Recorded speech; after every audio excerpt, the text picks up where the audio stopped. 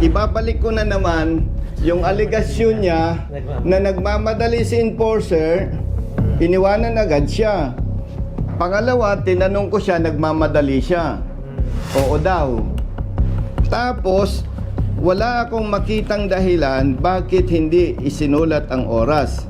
Samantalang lahat ng ticket dito, Hepe, may nakasulat na oras.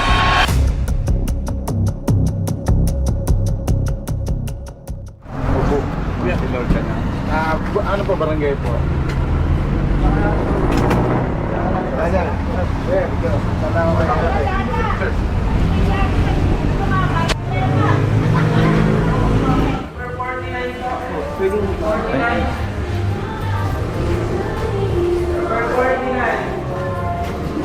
Sir, parang awa nyo na po. Thank you po. Papapicture po. Ayos ang drama ni brother, ano. Naku, pasensya na po. Taga saan nga, brother? Liliw Laguna po. Ang lakad mo. Anong lakad mo dito? Ano po? Ano po? Plaka lang po. Meron na? Release po. Sir, maraming salamat. Lahat ng ano niya, siguro. Attorney Rodrigo. Dominic Rodrigo rin siya. Ikaw ang chief. Tama-tama. Si chief. Ito po tayo sa loob. Brother, picture muna kami. Ibayad na to eh. Ako na sir, para makikita mo na ang yung kamay. Ayun, yung ano to. Oo nga eh. Nakita ko lang si Kevin. Nakita po. Brother. Hello pa picture. Thank you. Malapit eh. Thank you. Thank you po. Thank you. Thank you.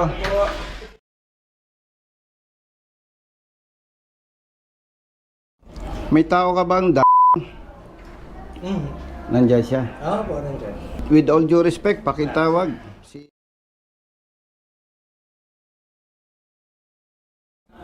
Alam mo naman, advocacy itong atin, ano, naka-record tayo. Wala namang pag-uusapang personal. Tingnan mo. Anong violation niya? Not carried or RCR po. Not carried or RCR. Chinek mo, driving an unregistered motor vehicle. Apo. Oh, Kasi sige. po ang dala niya po yun yung ano, Ano? cell symbols lang po. Apo. Binigay sa'yo lahat. Apo. 2023 po. Binigay sa'yo. Hindi, binigay ito sa'yo lahat. Naalala mo? Apo. Meron pa siyang version. Nagmamadali kayo. Kasi Tama, po, hindi? Tama po. Kasi papalis na po kami. Yun. Apo. Importanting statement dito, yung totoong nagmamadali siya.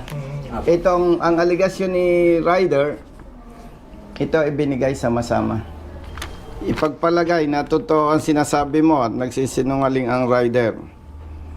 Bakit mo chinekan ang driving an unregistered motor vehicle? Hepe, oh. Manghuhula ka ba? Hindi po. Kasi po wala nga po siyang... Ay, nako. Kaya daw niya chinekan ang driving unregistered vehicle ay dahil walang dalang ORCR.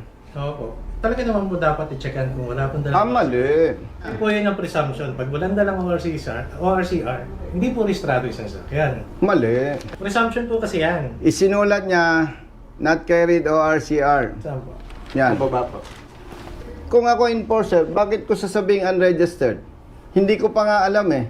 Kasi- ORCR, not carried. Apo. Pasensya, mas naniniwala ako sa version ng rider eh. Wala naman pong Ang problema sabi ni doon. rider, nagmamadali.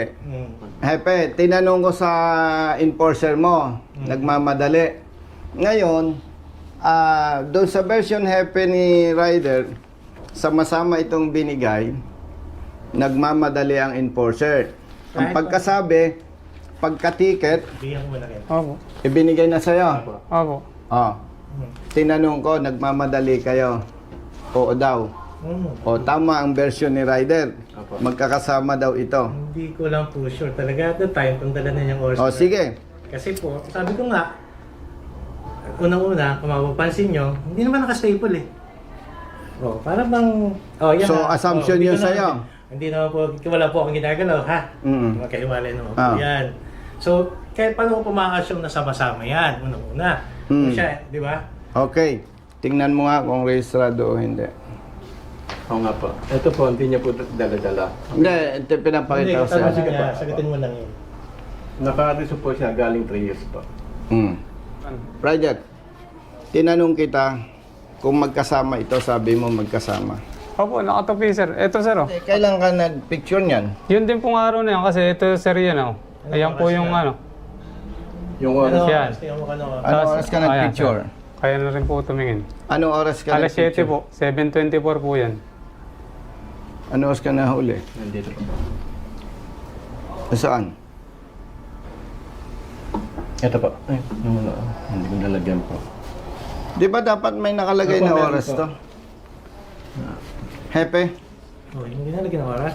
Epekto, kunin ko lang po. Nakalagay po yung ano eh. importante yan eh. Oo nga po. Kunin ko lang po yung duplicate po sa akin. Diyan Hindi, po ito na sir. yan eh. Diyan sir ako lumapit eh. Sa kasama niya. Hindi, sunod-sunod man po ang ticket po yan eh. Nung may oras po. Ah, sige, tingnan mo nga. Tingnan ko nga yung iba, brother. Diba? Baka naka... Yung pera po lang. Baka mo kayong batch Pera po ticket lang. kung TOP ha? Apa. Para ma-verify natin yung oras. Tsaka po makakokonek naman po sa Cavite. Nagpicture ako ng inko eh. Magkokonek-connect naman po yung kung talaga hindi ko dala.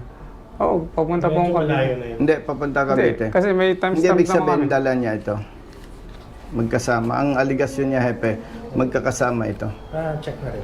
Nung binigay niya.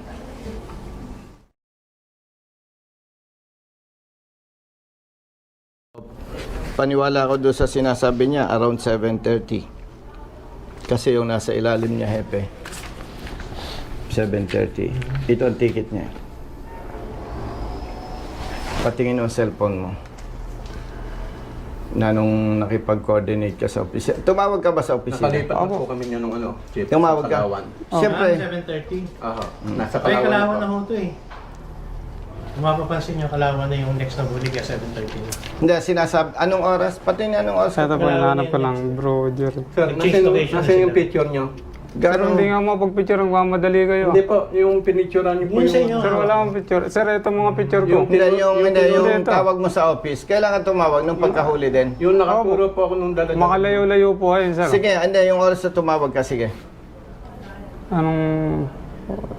Akin na yung picture, sige. sige po. Temo, Hepe. Hepe. Nung sir tayo, ayaw mo mga pagpaluhan lagi eh. Hindi po. Sandali. Iniisa-isa natin. 7:24. Tumawag sa opisina at nagpicture. Pinadala sa office ko. 7:24 a.m. Sama-sama yung itong papel. Yung brother Jerwin, staff ko. Tingnan mo, 7:24. So kung hindi niya yan dala, Ito po kayang ano, lahat 7:24 po kayo to. Kasi hindi, kung pagka ano, ganito yun, Hepe, papaliwanag ko, no? Hindi ko po alam yung susunod na. Hindi. Naintindihan naman kita. Di ba 7:24 yan? Mhm. Ayan, o dire-diretso. Kasi pag nag-message ako sa'yo, yung bats ba? Hindi. Sasabihin ko sa'yo, pag nag-picture ako, Chief, ito yung mga picture pinadala ko sa'yo. Ngayon, nagpadala uli ako. Ang mag-a-appear na picture doon, yung initial. Pero kung mamaya o bukas, nag-send uli ako sa'yo, iba yon. Another time. Pag-aalala ko po. Nare-recall mo? Ah, Hindi. hindi ko masyadong ano Ah. sa messenger to. Ayan, batch oh. Isang batch yan eh. 7:24. Ipapakita ko sa'yo. Hindi kasi pwedeng magsinungaling ebidensya eh. Di ba 7:24? Okay. Tapos, nag-message naman siya doon sa staff ko. Ayan oh.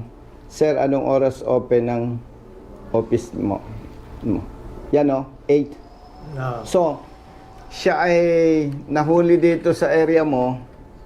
Earlier Ang trabaho niya, earlier na Ay, hindi po. 7:24. Ay, hindi ng dogfood po sa Cavite. earlier than 7:24. Okay.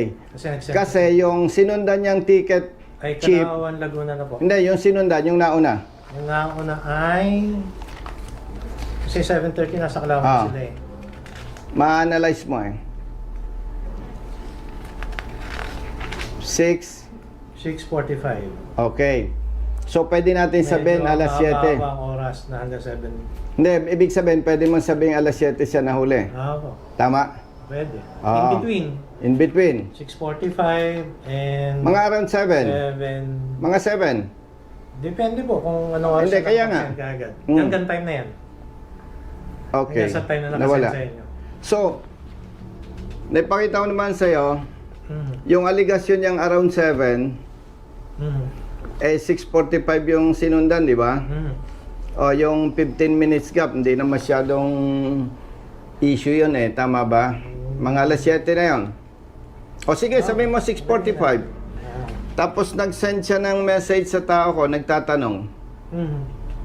doon sa huli sa kanya. No po. 7:24. 7:24 ba? No, 7:24. Okay, 7:24. Mm. 7:30, nasa Kalawan na yung tao mo. Nakapanikit na sila. Nakapaligid na, di ba? Kasi so, before no 7:24, around 7 nakalis na sila. Oo. Kasi nakapanikit nila, nakababa Tama. na to na 7:30. Mm-mm. Tanong, Mhm. SOP na dapat may nakasulat na oras dyan. Yun lang. Yes or no? Yes po. Oh, mas kapani-paniwala siya, hepe. Kasi kung naglagay ng oras ang tao mo, panalo na siya. Hindi ko na argumentuhin. Sige po. Kung ginagawa ng tao mo yung tamang trabaho, wala tayong argumento. No, po nga kung napaan. Kung inilagay mo yung oras, Opo. ay halimbawa, nilagay niya oras, hepe, halimbawa lang, Mhm. o 6:40. Tapos 7:24 siya, Nag-send sa inyo. nag-send. Nakapaghanap ka yan. Hindi may time gap. 19. Panalo na yung tao mo. No, po. Pero dun sa SOP na dapat sinusulat yung time, No. tingnan mo, very clear. Place of apprehension, date, time. So, technically, legally, may mali yung tao mo, hindi niya nilagay oras. Ang pinagtataka ko, hepe, Mm. bakit lahat ng huli may nakasulat na oras? Ibabalik ko na naman yung aligasyon niya na nagmamadali si enforcer, iniwanan agad siya. Pangalawa, tinanong ko siya, nagmamadali siya. Mhm. Oo daw. Tapos, wala akong makitang dahilan bakit hindi isinulat ang oras. Samantalang lahat ng ticket dito, hepe, may nakasulat na oras. So, yung aligasyon niyang nagmamadali, baka hindi nakita, tinanong kita, brother, sabi mo, nagmamadali ka, maliban doon sa sagot niya, ang magpapatotoo, hepe, walang ibang dahilan bakit hindi nasulatan ng oras. May oras lang po yung problema. Ay siya lang yung walang oras na isinulat. Wala nung aalis. Oh. So, without bias, ang conclusion dyan, hepe, totoong nagmamadali siya. At tayo, pag nagmamadali, kahit simpleng dokumento, pwedeng na-overlook mo. Yeah. Pwede, Oh. pwede po nga. Mm. Pwede. Now, ang request ko lang, hepe, dapat sana ayusin ng tao natin ang trabaho. Kasi katulad yan, absent sa trabaho. Ako from Silang, O nga mo, layo niya. tumakbo ko. Mm. Eh hindi naman ako natulong na parang style padrino. No. Kasi pag tumawag ako sa'yo, ayusin nga ninyo yan. 100% makikita mo, i-absolto mo siya. Pero hindi ganun kailangang mahimay natin Ngayon, kaya napaka-importante, hepe, na maging lesson sa lahat, yung oras. Opo. Kasi dito sa diskusyon natin to, kung may oras, pagtatama-tamain natin yung version niya, yung kanyang ebidensya, pag nagdikit-dikit yon, madali mo agad sabihin, mali nga ang huli. Yun ang lesson doon. Nilagyan ng tao mo ng unregistered. Pero pag tiningnan natin yung documents, registered ang kanyang motorsiklo. Ano ang gagawin mo ngayon? Sa adjudication po natin, re-reverse po naman natin. Kailan? Kung kailan siya tutubos po. Kasi po... Teka, sabi bakit ko siya nga, tutubos? Yun nga po, kung kailan siya pupunta sa amin. Ngayon na kami nandito Sige po. Ayan, Kasi actually, mali po, pasensya sa word na tutubos, ipapa-adjudicate. Kung ano po, ipapa-adjudicate. Nandito yung ORCR. At nandito yung tao, nandyan yung motorsiklo. Pa-adjudicate ko. At nire-request ko, i-resolve natin ngayon. Ang lesson na lang dito, sa'yo bilang rider, Opo. pag nag-conduct ng checkpoint or operation, ang LTO, ang kailangan lisensya o RCR. Huwag mo nang ipakitang ibang papel. Opo. Sa iyo naman kapatid, kahit nagmamadali ka, kumplituhin mo ang detalye. Napakahalaga ng oras. Pang-assess. So may lesson sa'yo, may lesson din sa enforcer natin. Dapat talaga may body cam ang enforcer. Kasi kung may video, walang walang ganitong diskusyon.